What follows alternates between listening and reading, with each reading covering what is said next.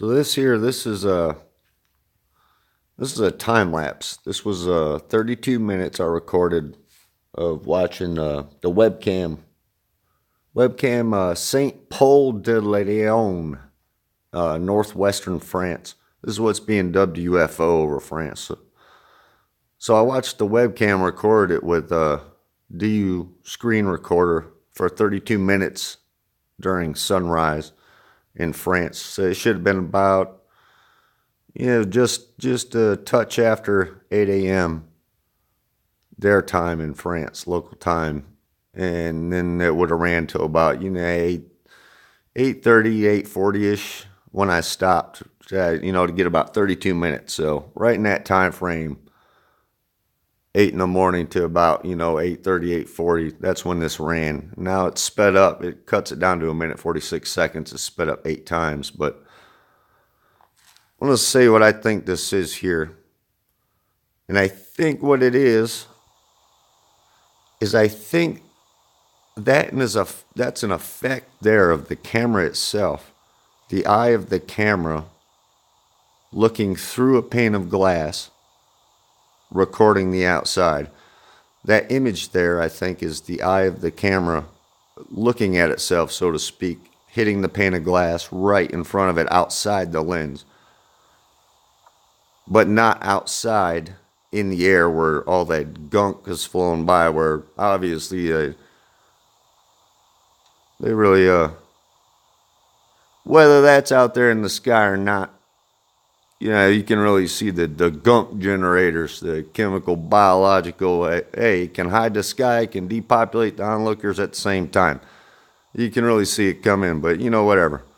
I don't know what it is. I'm not there, and I'm not going to say, even though I just said what I said, but whatever. You can look that stuff up. So anyway, whether that's a UFO, Planet 9, Planet 10, I don't know. The all-seeing eye, Wizard of Oz's butthole, it doesn't matter to me. If the image gets some folk heart to skip a beat for 1 or 2 seconds while they think about it and go, what the heck? And when I said sec, that wasn't with an X on the end. That was SEC, sec, like an abbreviation for second.